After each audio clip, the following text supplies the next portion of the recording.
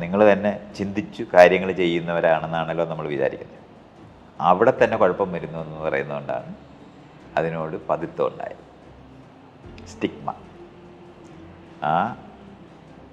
അന്നുകൊണ്ട് മാനസികാരോഗ്യ കേന്ദ്രങ്ങളെന്നൊക്കെ ഇന്ന് നമ്മൾ വിളിക്കുന്ന സ്ഥലത്തിന് പണ്ട് അതിന് പ്രാന്താശുപത്രി എന്നായിരുന്നു പറയുന്നത്. ആ പേര് ആ നാടിന് പോലും അപമാനം ഉണ്ടാക്കി.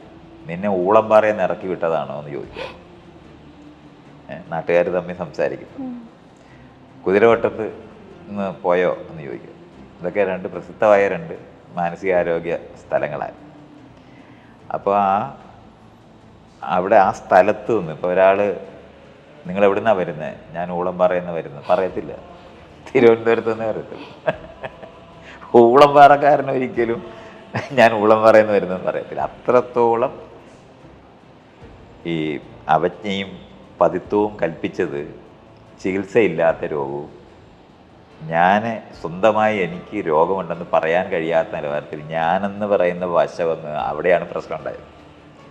അതുകൊണ്ടാണ് അതിനത്രയും പതിത്വം വന്നത്.